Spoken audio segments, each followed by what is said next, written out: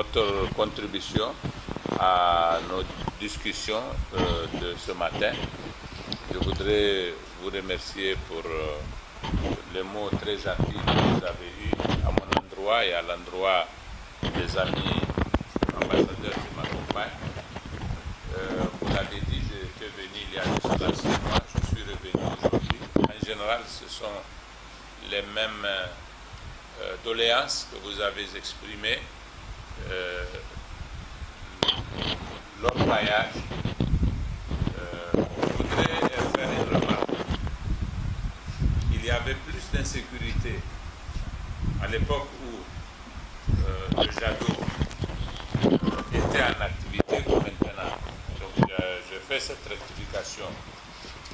Il y avait plus de violence, il y avait plus de crimes, il y avait plus de banditisme. C'est une des raisons qui avait présidé à la décision du gouvernement de fermer le site. Le site du Jadot était plus occupé par des étrangers que par des Nigériens, en tout cas ceux qui avaient les plus grands moyens. Aujourd'hui, on l'a assaini. C'est une richesse de notre pays qui doit profiter à notre pays et qui va profiter aux ressortissants du Kawar en premier lieu. Nous allons réorganiser, ça prend du temps. La loi que nous avons prévue à cet effet vient d'être adoptée. Et nous allons mettre en place une organisation nouvelle, contrôlée, qui ne donnera pas l'occasion aux étrangers de venir pomper l'or de ce pays et l'amener chez eux. Nous allons faire en sorte que vous soyez associés. Et quand ce sont des entreprises qui vont faire une exploitation industrielle, qui seront là, la consigne leur sera donnée de recruter en priorité les gens du Kawar. Voilà nos intentions. La loi a été adoptée, tout est en train d'être mis en œuvre pour que, sous peu, le Jadot soit rouvert.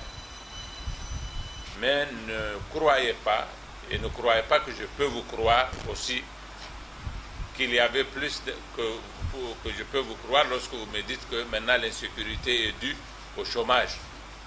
Il y avait plus d'insécurité quand les jeunes du Kawar étaient au boulot, parce que l'insécurité n'est pas le fait des gens du Kawar, c'est le fait des autres qui viennent. Vous le savez très bien. L'insécurité qui persiste sur l'axe Agadez-Kawar, elle est due au fait que les gens ne viennent, les automobilistes venant de Libye ne viennent pas ici à Durkou pour aller dans le cadre des convois que nous organisons et que nous sécurisons. Si ça avait été fait, on n'aurait pas eu de violence du tout, on aurait cessé, la violence aurait cessé. Donc je veux qu'on s'entende là-dessus. S'agissant de la migration,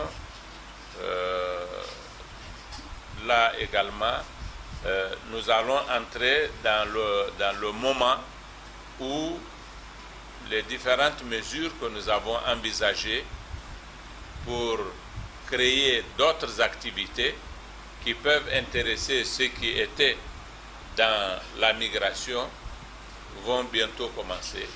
Et vous verrez que nous aurons quelques retombées. Là, je suis venu avec l'ambassadeur de l'Union européenne, l'ambassadeur de France, l'ambassadeur d'Allemagne, chargé d'affaires d'Allemagne.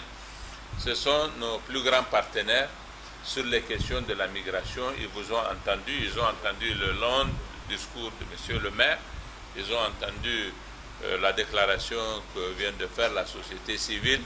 Ils vont retourner plus sensibilisés encore et plus au fait de la situation, et certainement que nous allons faire le maximum pour promouvoir des projets qui vont intéresser les jeunes et qui vont leur donner des opportunités d'emploi, de travail, de richesse, etc.